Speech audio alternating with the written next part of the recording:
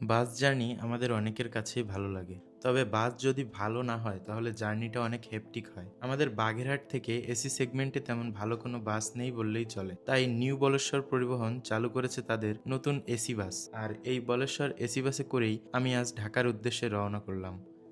এই বাসের ভাড়া কত, জার্নি এক্সপিরিয়েন্স কেমন তা আপনাদের সাথে এই পুরো ভিডিওতে শেয়ার। আমার বাস ছাড়ার সময় ছিল 5:40 তাই বাসা থেকে আমি চলে আসি সোজা সাইনবোর্ড কাউন্টারে। কিছুক্ষণের মধ্যেই আমার কাঙ্ক্ষিত বাস চলে আসে, ঠিক সময় বাস ছাড়ে।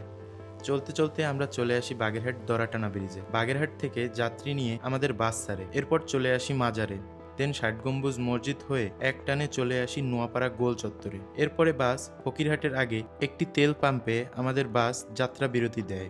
এবার বাস সম্পর্কে কিছু খুঁটিনাটি তথ্য শেয়ার করি। বাসের চেসিস নাম আইশার। বাসের আসন সংখ্যা মাত্র 40টি। সিট ছিল অনেক আরামদায়ক, ছিল leg rest, enough leg area, headrest এবং আরামদায়ক সিট। বাসের ভাড়া জনপ্রতি 850 টাকা। বাস ছাড়ে রায়েন্দা থেকে, এরপরে পদ্মা সেতু হয়ে গুলিস্তান এবং লাস্ট ডেস্টিনেশন মিরপুর।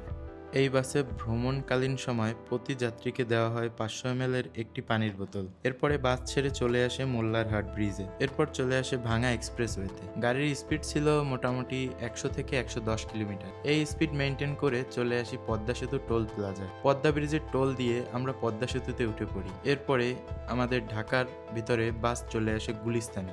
যদি বলতে চাই বাসের ভ্রমণ অভিজ্ঞতা কেমন, এক কথায় অসাধারণ ছিল। মাত্র 850 টাকায় এমন বাস আমি কখনোই আশা করিনি। যারা বাগেরহাট থেকে ঢাকার উদ্দেশ্যে বাসে ট্রাভেল করতে চান তারা এই বাস কনসিডার করতে পারেন। আশা করি ভিডিওটি আপনাদের ভালো লেগেছে। যদি এমন ভিডিও আরও দেখতে চান আমাকে ফলো দিয়ে পাশে থাকতে পারেন। ধন্যবাদ।